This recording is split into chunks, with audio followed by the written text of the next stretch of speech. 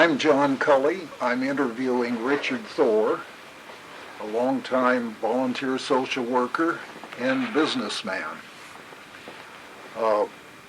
My home phone number, if you need me on transcribing this tape, is area 323-681-6190. I'm going to call Mr. Thor Dick, and he's going to call me John. The first question is, Dick, would you tell me a little bit about your particular Seattle experience as a child and education? Okay, John, I'd be glad to. I grew up as an only child, which probably means I was spoiled, although I didn't realize it at the time. My dad was an auditor for the Shell Oil Company until about my teen years, and then he had a chance to become an entrepreneur in an automobile company, a dealership that sold Kaiser Fraser automobiles. And that was quite a change for him, but he seemed to adapt to that very well. And because of that, I always had new Kaisers or Frasers at my disposal when I reached 16 and was willing to drive and learning to drive. Were you trained by Madman Muntz? Actually, I'd met Madman once. I did. Those were high-flying days in the automobile business. It was just as the war ended, so it was about 1943, and he got hooked up. My dad got hooked up with a fellow by the name of Red Hawthorne, who was a wheeler and a dealer, and he actually ended up going to jail for smuggling jewels in China after his automobile stint. And you worked for him? Didn't work for him. My dad worked for him, but I met him, and because I met him, I was also introduced to Edgar Kaiser and Mad Muntz, and let's see, who else? The Tucker. Muntz, Tucker. Yes. Did you know Tucker? Yes, introduced to Tucker. We actually had a Tucker. So with the gold doors? Yes. Yeah. So those were exciting times. Yes. And my dad, actually, my dad would be considered an alcoholic nowadays, and only if it interferes with his life function. Well, it didn't interfere with his life function except sometimes. Well, that's occasion. And I can remember him coming home via the police with a police escort after he had crashed a car, and he had a broken shoulder, and my mother was ready to kill him, I think. Maybe why he only had one child. Yeah. But you were an econ major at the University of Washington. Yes. And then you were called into service. And then when you came back, you went into business.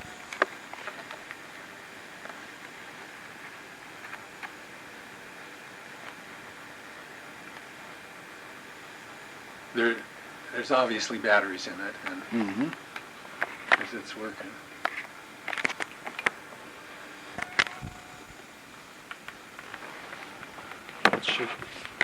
It should be working again now, John.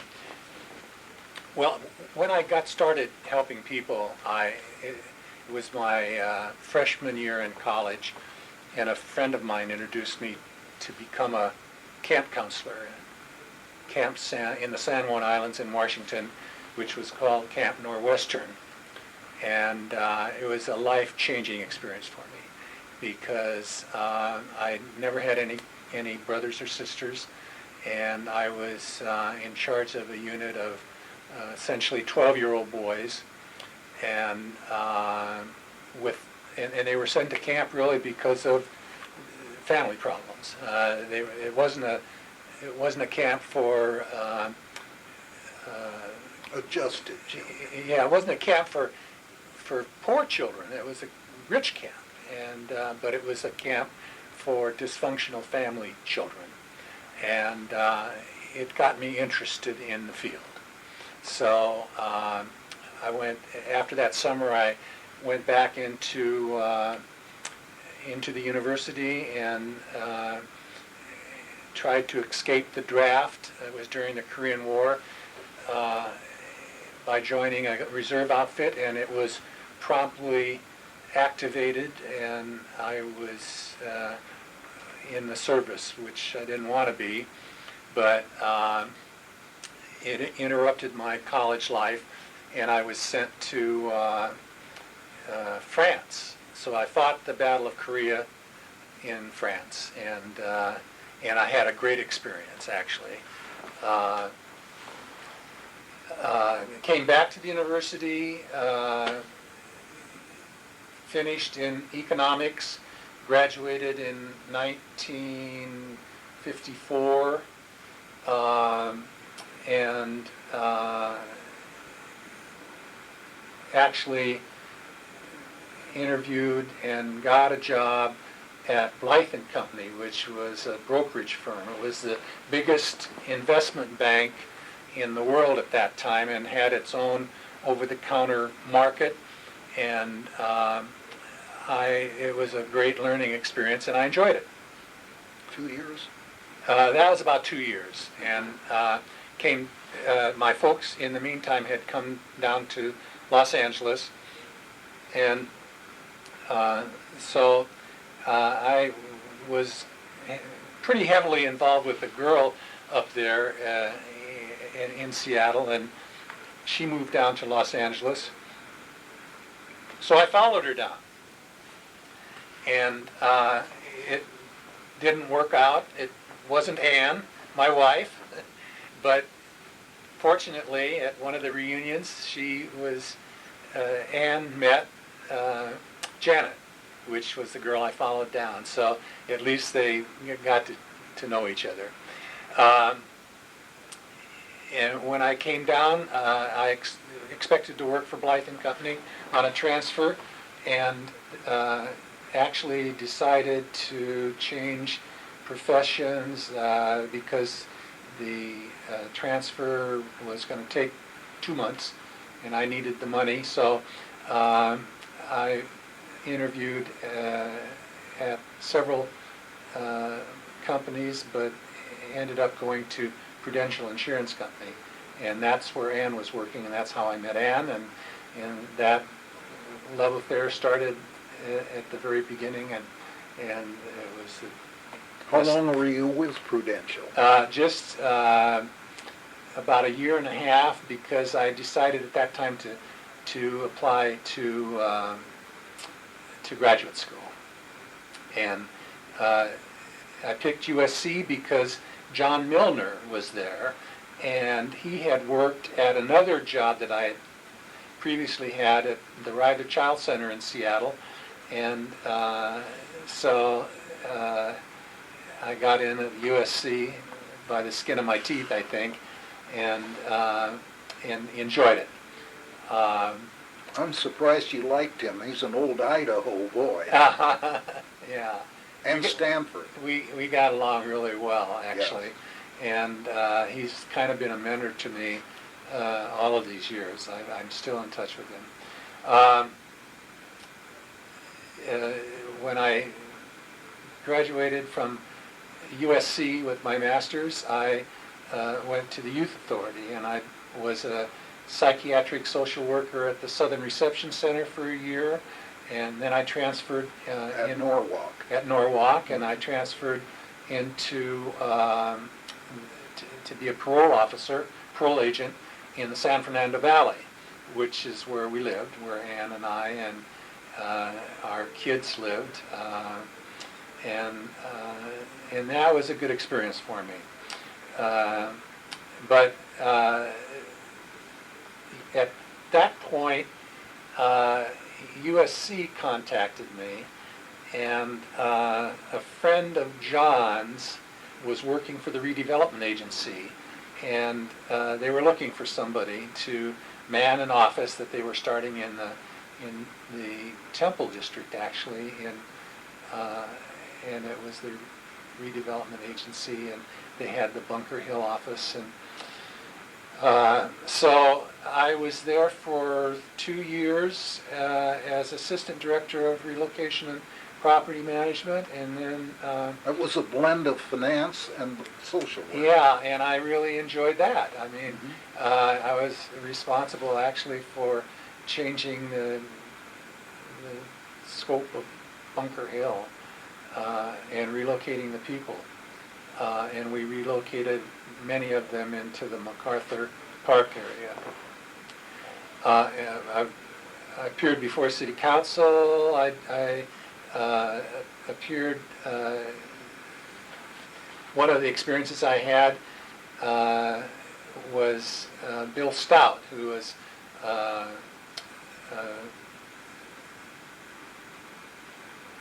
A TV and yeah, a newsman. a newsman for and a TV broadcaster, interviewed me for a half hour.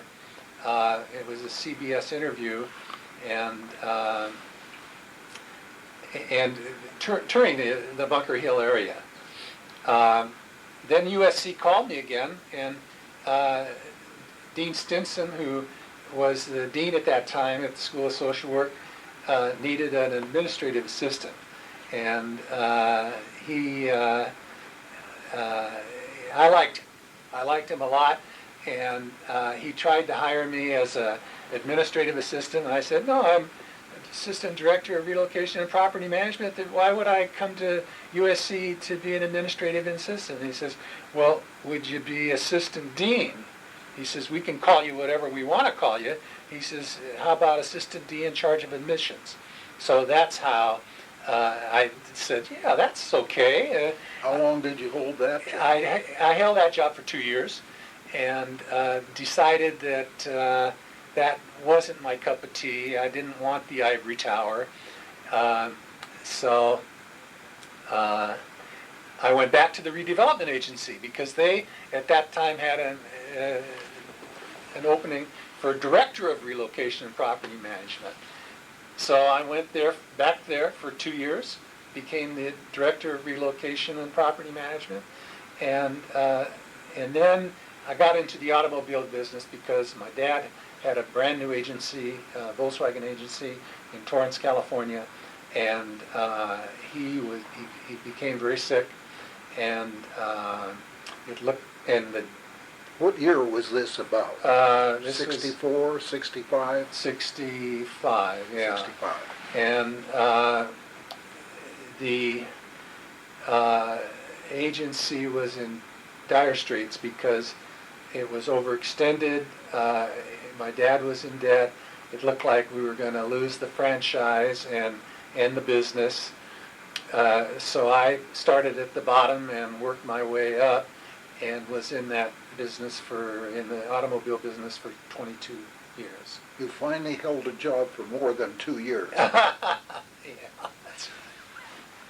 that's exactly right, actually. And it was that and your marriage. Yeah, my marriage. Well, yeah, we're going to be married next year. We're in 2007 we'll be married 50 years. So I know that. Congratulations. Yeah, on yeah. that. So that was my sojourn into the automobile business, and during that time it was good, and we had a lot of good years.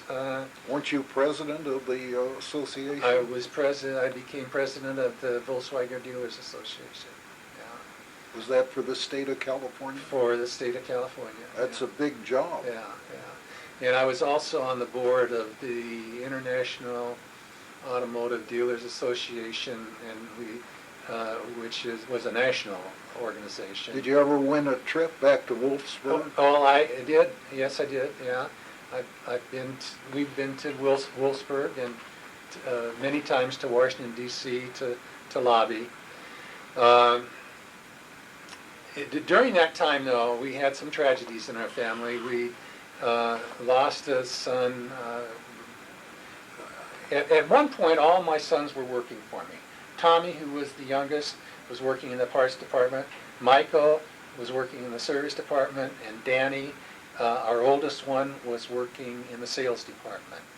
And during that time, Tommy was on his way to work one day when he was 19 years old, and he got hit by a truck. He was on a motorcycle, and he laid unconscious in the hospital for about less than a day, and he was in a coma, and the doctor said that he had some internal bleeding, but that didn't affect his brain function, and that they didn't know if he was going to live or not. And I said, well, give it a fair chance. And we had a family conference, and I said, if you have to pull him off the respirator, do that. Because I'm aware that if people are kept on the respirator too long, they can go into a state of vegetation. And he did that, and Tommy succumbed after a couple hours after he was pulled off the respirator. So that was our first tragedy. Our second tragedy was our oldest son, Dan, came out as being gay, and This was before gays had their current acceptance. right, oh, way before. And we weren't sure how to handle it, but we decided that we would allow him to kind of pace that coming out, which he did. And we also became friends with his companions and actually embraced them into our family. So the few years that we had with Danny were good years towards the end, but he was dying of AIDS. And he contracted AIDS in the early 80s when it was first, when we first noticed it in California. And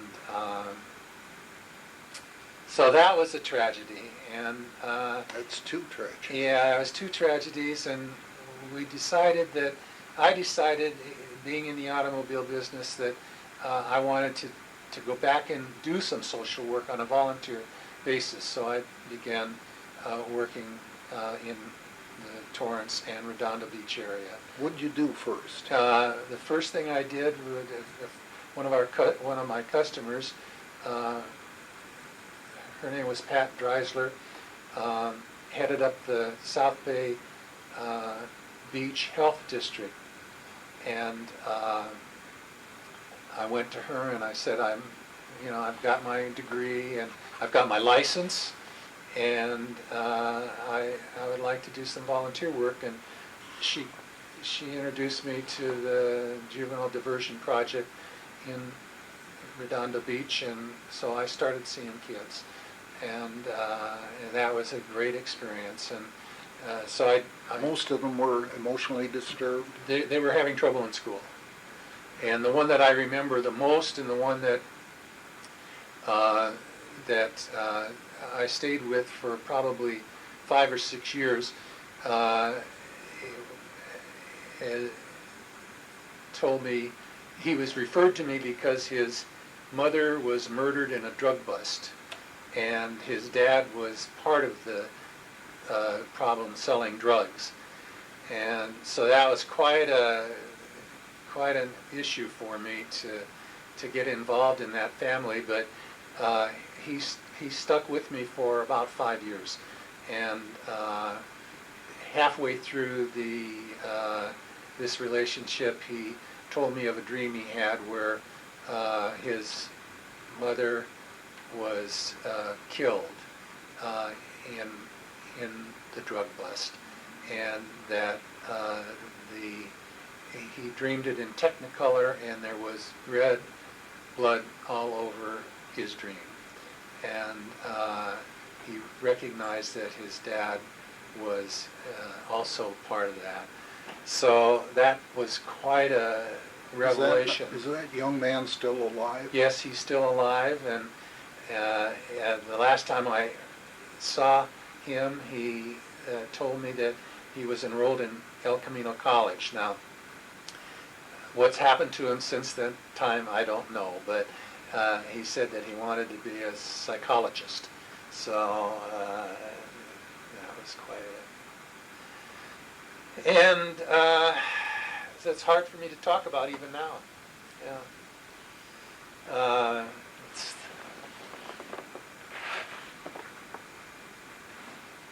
You want to pull?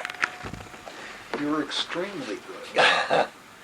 Frances is not a perfect person. She has strong... We're on now. We all have weaknesses. Well, she intimidates me because she was my teacher. That's right. And so I can't get over that, I think. She And intimidates me. but I love her. And I was tickled to death to have the opportunity where Ann and I went on that cruise, and she happened to be on the same cruise. And and so we... I might say a godforsaken cruise at Bible. Yeah, so anyway. But anyway, during that period of time that I was volunteering and running the dealership at the same time, I had a lot of thought about, is this what I want to do while I'm still able to change? And decided, and the automobile business at that time was struggling. And our dealership was struggling. Volkswagen was particularly struggling. Yes. So I looked around for suitors. At that time, Danny, who had worked for me as a salesman, had died. Tommy, who had worked in the parts department, had died. Michael was at this time running the agency, and he was doing a great job. And I talked to him about it, and I said, if I can put something together where you could continue on running an automobile agency, maybe we can find somebody that's interested in this site. Not to sell the property, but to sell the agency. And lo and behold, it was the time when Saturn was starting to develop. And one of my fellow dealers, Volkswagen dealers, went into the Saturn group and was interested in the South Bay. So we talked with him, and we talked with the Saturn Corporation, and they agreed to lease the property and do away with the Volkswagen dealership and put a Saturn dealership in there. And it was a long-term lease. So that, and when we worked it out, Michael they had agreed to let Michael, because of his experience and because of the job that he was doing, run the agency for 5 years. They gave him a 5-year contract. This was about 1985? This was 1990. 1990. You said you were in the 20 years. Yeah, 22 years. So, so it worked out very well. And we sold the Volkswagen agency franchise to the Lincoln Mercury agency next door to us. And I was able to get all of my people placed in either the Lincoln Mercury agency, other Volkswagen agencies, or the Honda agency, which was 2 doors up the street from us. So everybody was taken care of, and I felt very good about that. And that was also kind of in the back of my mind as a requirement, although I never said it, but it happened.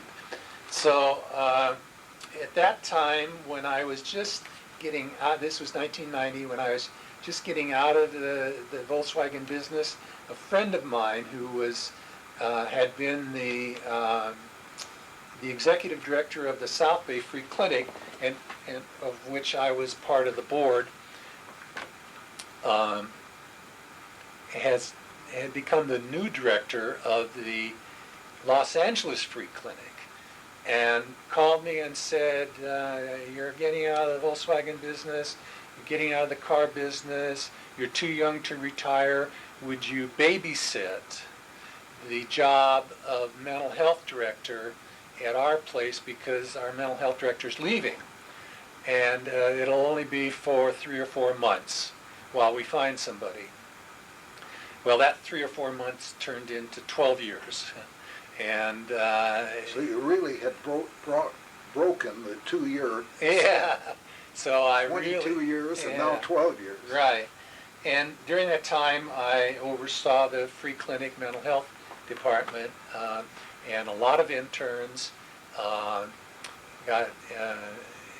And also was related to UCLA School of Social Welfare, USC School of Social Work, Cal State Long Beach School of Social Work. Northridge? Not Northridge, no. An LA school. They developed a new school of social work on the master's level. LA. Cal State LA. Cal State LA, yeah. Wow. So that was a great experience for me, and I enjoyed it. And also I was volunteered at the School of Medicine at UCLA, and taught there for ended up to be over 10 years. So that was in parallel with your free clinic. Right. Were you at the free clinic when they expanded in their big new facility? Yes. I had a tour of that. Did you? Yeah. At the time it opened. Right. Yeah. I didn't see you there. Well, I was there before it opened. I know. Yeah. But I'm just joking a little bit because we hadn't met. How could I observe you? So. Well, this takes us to the present, doesn't it? Not quite. You haven't covered everything. Well, you have also worked at LAMP. You want to say a word about LAMP? I think I was instrumental in sucking you into that. You did. No. Well, I talked to you, and it happened during one of the CSWA board meetings, I think, when we were talking, and I said, I'm interested in, I'd be interested in going back downtown, and because of my relationship with the redevelopment agency, to find out what downtown is like now, and to maybe help the people, and the homeless had become a huge problem. It was always a problem area, and Skid Row was always a problem area, but it was becoming more and more. And so you were on the board of LAMP and the treasurer of LAMP, and you said, well, let's go down and introduce you to that agency. That was a great start for me. I mean, I just couldn't believe, even though I had experienced that Skid Row area 30 years before, I couldn't believe how it was the same. And I mean, there was a park, and there was a little bit more order, but I couldn't believe it. So I took a friend down there, a very socially sensitive person, and he got ill looking at those sidewalks. This morning when I was at LAMP, I went to a LAMP board meeting this morning, as you remember, at 7:30, and when I was coming home at 8:30, or was coming back to my car at 8:30, I saw 2 women, 7 toddlers, walking the streets, and the toddlers were clean, Their hair was combed. It just broke my heart. Hispanic mothers. Well, they happened to be black, but Were they? yeah, but That's right. The last thing they economize, if I can use that word, is their children. yeah, and it just broke my heart. And they were animated, and they seemed happy, and the mothers were walking their kids. Families with small children shouldn't be living on No, Skid Row. I agree. I don't think that. And I actually went to a place called Hope Gardens on a tour by the Union Rescue Mission. They purchased the place in Sylmar, and their target date is September to open it up. They purchased 70 acres, and it used to be an old TB sanitarium, but the buildings are refurbished, and it'll be for women with children, no men allowed. And Well, you know, the Board of Supervisors has agreed there's too much concentration downtown. right, But if you're going to have one in the Long Beach, one on the west side, and one in the San Fernando, and one in the San Gabriel valleys, right, you got to have the facilities to support them there. right, As right. it is now, they're all concentrated Right, and downtown. you've got to have the facilities, and you've got to have the services available close By by. facilities, I mean services. Yeah.